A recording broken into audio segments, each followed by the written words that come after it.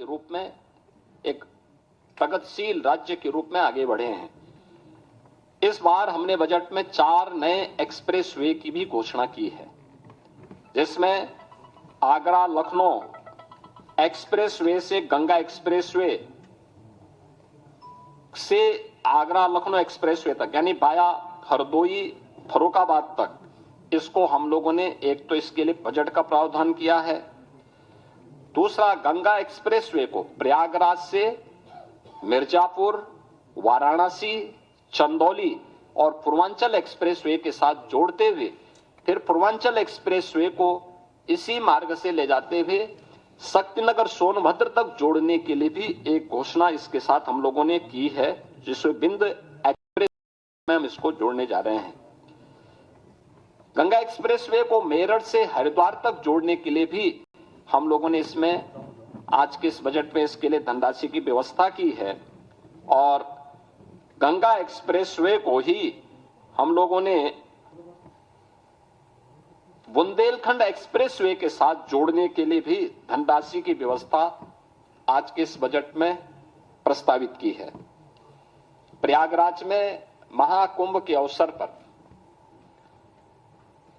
इस बार हमारे जो अनुभव रहे हैं उसको देखते हुए हम लोगों को ये अनुभव हुआ है कि वहां पे आवागमन को और सुगम बनाने के लिए 2 नए ब्रिजेज बनाने बहुत आवश्यक हैं। एक शास्त्री ब्रिज के साथ पैरेलल गंगा नदी के ऊपर और एक यमुना नदी के ऊपर जो नैनी में सिग्नेचर ब्रिज है उसके पैरेलल एक नए ब्रिज बनाने के लिए, इसके लिए भी धनराशि की व्यवस्था हमने यहां पर की है। मुझे बताते हुए प्रसन्नता है कि मॉडर्न टेक्नोलॉजी में लखनऊ को आर्टिफिशियल इंटेलिजेंस के एक केंद्र के रूप में, एक हब के रूप में विकसित करने के लिए भी धनराशि की व्यवस्था यहां पर की गई है। इसके अलावा प्रदेश के अंदर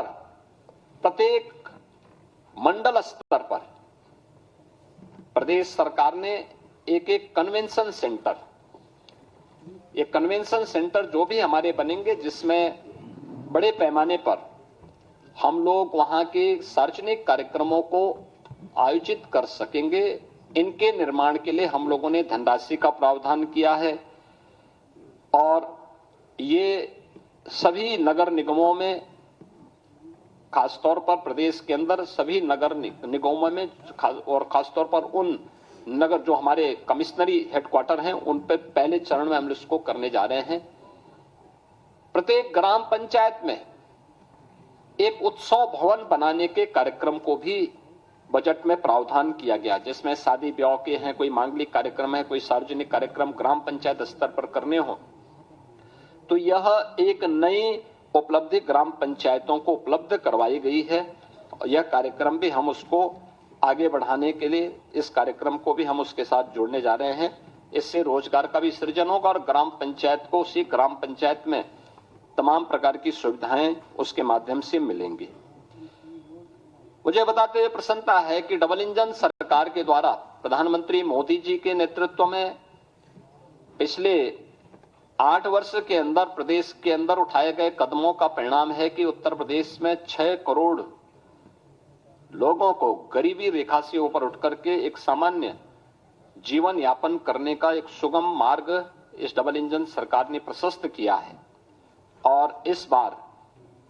गरीबी पर पूरी तरह उसका उन्मूलन करने के लिए सरकार ने जो यूनियन बजट में भी अभी हाल ही में जो बजट प्रस्तुत किया गया, उस बजट की जो थीम है वह भी प्रधानमंत्री मोदी जी ने उसमें जो महत्वपूर्ण प्रावधान किए हैं वह वही एक की $5 ट्रिलियन की इकोनॉमी बनने के लिए भारत के लिए आवश्यक है कि वह जीरो पॉवर्टी के लक्ष्य को प्राप्त करे। और उत्तर प्रदेश देश की आबादी का सबसे बड़ा राज्य है, सबसे बड़ा चैलेंज हमारे सामने है। हमारा सर्वे लगभग पूरा हो चुका है और हमने बजट में उसके लिए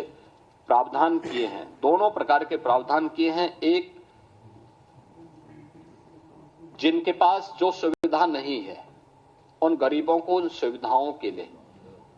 चाहे वह विभिन्न विभागों के साथ मिलकर के या फिर एक मुश्त उसको उस व्यवस्था के साथ जोड़ने के लिए, इसके लिए धनराशि की व्यवस्था जीरो पॉवर्टी को उस टारगेट को अचीव करने के लिए भी हम लोगों ने इस व्यवस्था में की है और इसके लिए एक व्यवस्था दी गई है कि हम उस लक्ष्य तक उस परिवार को लेके जाएंगे कि मिनिमम वह परिवार